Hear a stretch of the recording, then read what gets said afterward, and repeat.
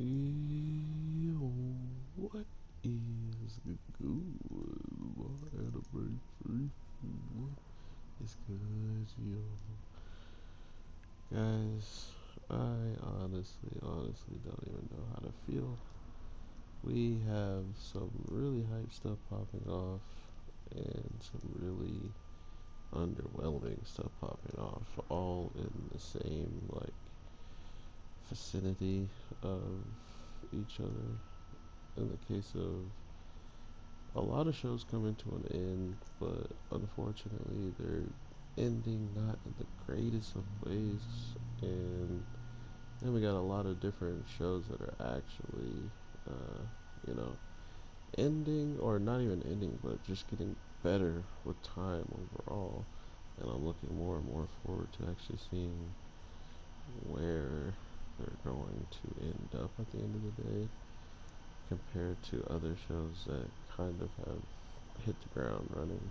Um, but overall, I have seen quite a bit of different shows that I don't usually like to compare shows against shows.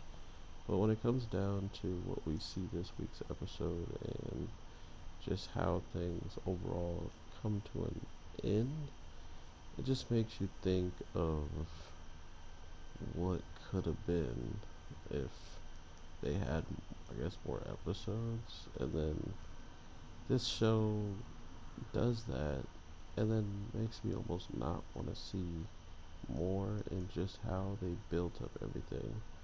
And then after building it all up, they didn't really give me a satisfying feeling to their battles, and everything just felt all over the place, like things were just happening to happen, and then after it was done happening, they kind of just wrote it off, and no one no one really thought of the audience and how they would feel on how certain things were just playing out the way that they were playing out. So I don't know. I really don't know how to feel about this week's episode and how this man just flew through the air.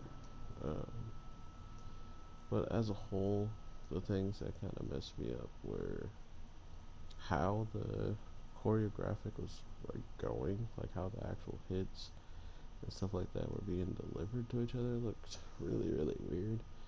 Um, then we just have the simple fact of the matter that yeah, he actually flew through the floor. I mean, I get it, you're light, but wow, bro.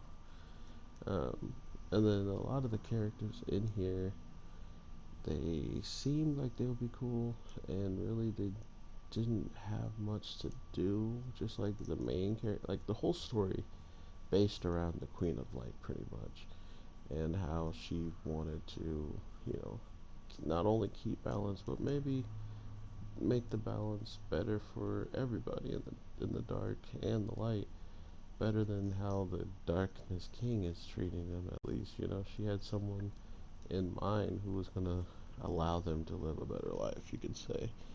And the thing about this story is it feels like they just pretty much they pretty much kicked off the same exact story again for the future in the case of how the show ends, which could make sense if that's just how uh, this world is kind of stuck in an infinite loop of doing, like they're doomed to do the same thing that they've already done because of just how things are going. I guess that would make sense, more sense than what might be, which is uh, a character who has been loyal since day one, just becoming the next villain because he didn't get what he wanted. His selfishness all of a sudden will ultimately be the undoing of the world's balance this time around. And mind you, we got no information about the Darkness King and like who he was, what he was about, how, why he was about the thing. You know what I mean? Like he had one purpose, and that was to be evil. He is evil. Okay, you know his character. Goodbye. Like That's about as far as they elaborated with him. Is he is evil. Evil is bad, you know. Um, but then we get to see on the flip side that the reason why another Darkness King may have been created is solely due to the fact that the princess didn't pay enough time to one person who has, I guess, clearly shown that he was interested in her, but she just didn't feel the same. So there you go. You know, like, why are you mad if she found someone else? And I guess he didn't really think she cared that much about that guy as much as maybe she should care about him. So I guess he didn't see it as, oh, she's already happily crushing on somebody and moved and wants to be with somebody. So I guess I should back off. Nah, he's just like, I'm the only one that's available up here. So I guess whenever we win, I'll be the one she goes to. And that ultimately leads to him winning a battle that doesn't have an actual end to it. The person who leaves the battle and fighting him, the teacher of our Prince of Darkness, dips out, doesn't get anything said or done for his character. And I'm just saying this because the way the show ended was like uh the light, the whole entire light palace like drops from the sky, and she uses all of the power of the stone to pretty much seal away like most of his power of the demon king. I guess the king. That's what also didn't make sense. She uses all this power to supposedly seal him away and drop the palace on his head. But at the end of the day, our main character, the prince, still had to go and deliver the final blow, which then made me ask the question: what what did Princess Iris actually do in that situation when he still had to fight and an unsealed, like a pretty powerful king? Sure, he didn't do an attack, but somehow he still was existing and capable of fighting even after what just happened, with using a power that was creating or helping the princess's balance, or the queen's balance light and dark, So how did that not destroy him? And then since it didn't destroy him, why is it that we get no explanation as to how this whole thing works? Like, there was so much stuff just left for us to try to understand, because it just ultimately ends, right? Like, I would understand if the next season does something about it. One second. If the next season winds up doing something and elaborating on what actually happened in the final fight, cool. But the reason why I don't see that happening is it looks like all the characters have like suffered from this, or like are not even around.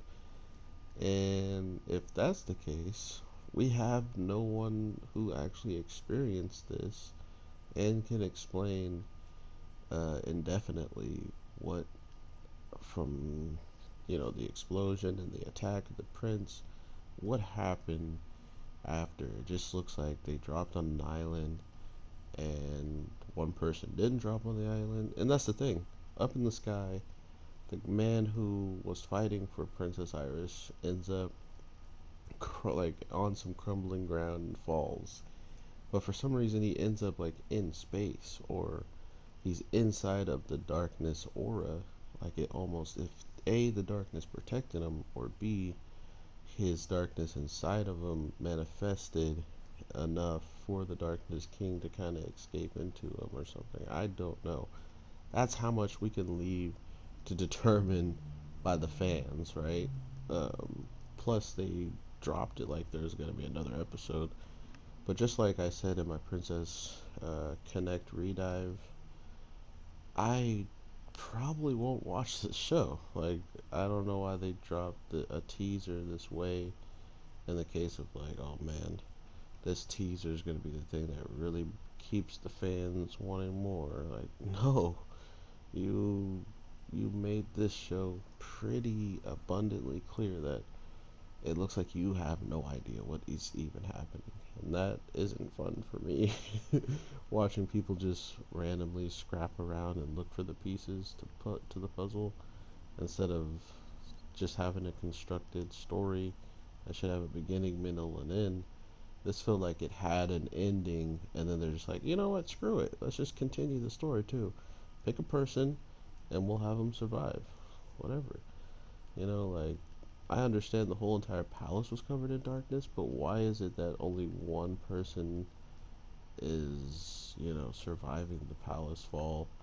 That means Queen Iris literally killed everybody up top and killed most of the people that were down low in the kingdom of darkness below that she was targeting. So Queen Iris does not even seem like a good person at the end of the story, and the main character, the prince, winds up just running in and attacking the king to make sure he's gone, but seemingly doesn't succeed as well. So, yeah, I honestly am baffled at this storytelling. The choreographic of the fight wasn't even something that kept me into the show enough to be like, man, at least this fight is sick. Nah, like this fight was very, very lackluster, to say the least. So, yeah, I mean, it's pretty messed up when someone who was supposed to be dead and got sliced in half comes back and has a better, uh, moment than the actual Darkness King and the King of the King or the Prince of Darkness and the Queen of Light. Like, I feel like the friend coming back and fighting and looking the way he did was the coolest part of the whole entire uh, reveal of everything this week, which is unfortunate, man. Which is unfortunate. So, overall, I was hoping for a lot more with this show. I think you can tell by my tone or just by the way, if you watch my other videos, that I had hope for potential, but that hope was just hope. I didn't know if it was going to be good. I didn't know if it was going to be bad. I was going to sit there and hope that it's bad for whatever reason, including if I had to wake up on a daily basis or a weekly basis to watch it. Why would I want to watch something that's bad every week? So, with all that being said, everybody, I hope you have a good day, night, evening, whatever the case may be.